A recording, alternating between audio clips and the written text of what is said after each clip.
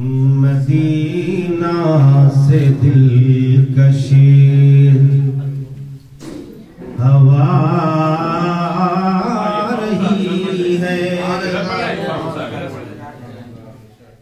Medina से दिलकशी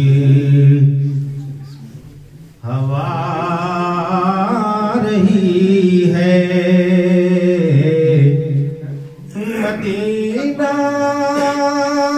से दिलकश हवा रही है, मदीना से दिलकश हवा रही है, ख्वाजा को खूब महका रही है, दरे ख्वाजा को खूब महका रही है।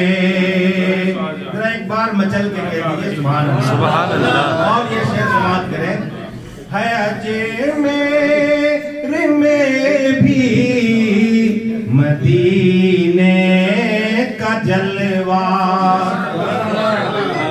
है अजमेर में भी मदीने का जलवा, वहीं से यहाँ रोशनी आ रही है, वहीं से यहाँ रोशनी आ रही है, मदीना से दिलकशी हवा रही है।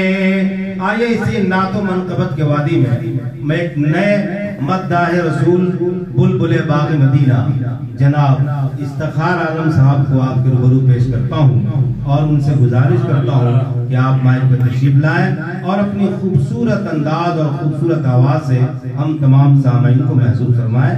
अब आपके सामने जनाब इफ्तिखार।